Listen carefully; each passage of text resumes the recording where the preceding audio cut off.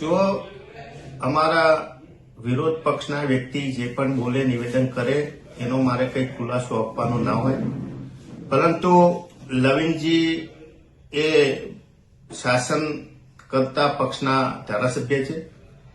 એમની પાસે એમને કહ્યું કે ધારાસભ્ય કિરીટ પટેલ દારૂ પીને પડ્યા રહે છે, તો કોઈ પણ જગ્યાએ રસ્તામાં કે કોઈ જગ્યાએ દારૂ પીને પડ્યા રહેલાનો વિડીયો હોય તો એ રજૂ કરે. હું એમના નાચતા 50 થી વધુ વિડીયો એમની યુટ્યુબ ઉપર મૂકેલા છે, રજૂ કરવા માટે તૈયાર છું.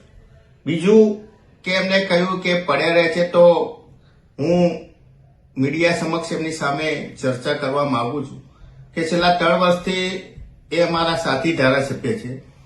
જો અમે દારૂ પીને પડ્યા રહેતા હોય તો છેલ્લા 3 વર્ષની અંદર ગામડાની અંદર કોને કેટલો પ્રવાસ કર્યો, કેટલા સામાજિક ફંક્શનો રજૂ કર્યા, અમે એટેન્ડ કર્યા, અને વિધાનસભા હોય કે પાટણ જિલ્લાની અંદર જિલ્લા કક્ષાની જે સરકારી મિટિંગો થતી હોય એમાં કોણ કેટલા દિવસ હાજર રહ્યું છે એના પુરાવા એ મીડિયા સમક્ષ રજૂ કરે. હું પણ રજૂ કરીશ.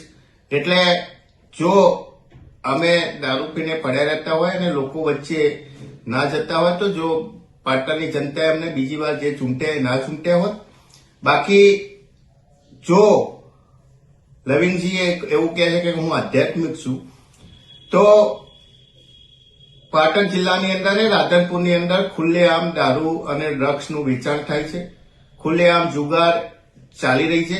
જો એ આધ્યાત્મિક હોય તો કોંગ્રેસે જે દારૂ અને ડ્રગ્સના વિરુદ્ધમાં જે અભિયાન ચલાવ્યું છે એમાં સહયોગ આપે. અમે એમના માર્ગદર્શન નીચે પાટણ જિલ્લાની અંદર એમના માર્ગદર્શન નીચે અને એમની આગેવાની નીચે દારૂ વિરોધી ઝુંબેશની અંદર જોડાવા માટે તૈયાર છીએ.